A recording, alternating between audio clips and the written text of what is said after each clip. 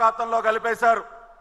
ఇచ్చిన మాట ప్రకారం అధికార పగ్గాలు చేపట్టిన తర్వాత పెద్దలు నారా చంద్రబాబు నాయుడు గారు సూపర్ 6 పథకాలపైన ప్రత్యేకమైనటువంటి దృష్టి సారించి ప్రతి ఒక్క పథకాన్ని కూడా అమలు చేయడానికి కార్యాచరణ సిద్ధం చేశారు.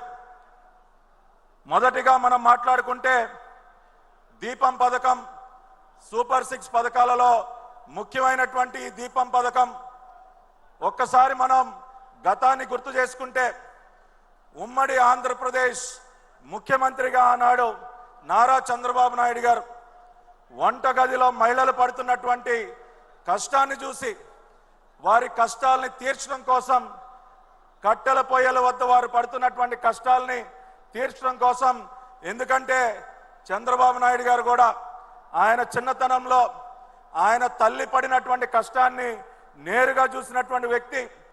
మహిళల యొక్క కష్టాలను తీర్చడం కోసం ఆనాడు దీపం పథకం పెట్టి గ్యాస్ సిలిండర్లు గ్యాస్ స్టవ్లు ఉమ్మడి ఆంధ్రప్రదేశ్లో అందిస్తే నేడు అదే స్ఫూర్తిని కొనసాగిస్తూ దీపం పథకం ద్వారా సూపర్ 6 పథకాల్లో భాగమైనటువంటి పథకం ద్వారా ప్రతి సంవత్సరం 3 గ్యాస్ సిలిండర్లు ఉచితంగా రాష్ట్ర ప్రజలకు అందించాలి అని ఏదైతే హామీ ఇచ్చారో ఆ హామీని నిలబెట్టుకుంటూ దీపావళి రోజున గత సంవత్సరం నవంబర్ 1వ తేదీన దీపం పథక అమలుకి శ్రీకారం చుట్టారు.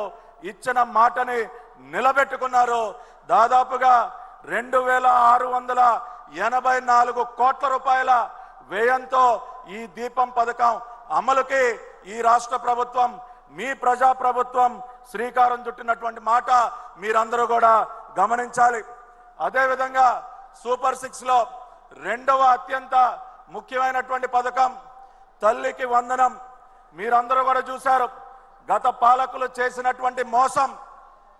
ఇంటిలో ఉన్నటువంటి ప్రతి బిడ్డకి కూడా ఆర్థిక సహాయం చేస్తామని చెప్పి మాట మార్చి మడమ తిప్పి ఒక మోసకారి ప్రభుత్వం ఏ రకంగా రాష్ట్రంలో ఉన్నటువంటి తల్లుల్ని దగా చేసిందో మీరందరూ కూడా ప్రత్యక్షంగా చూశారు.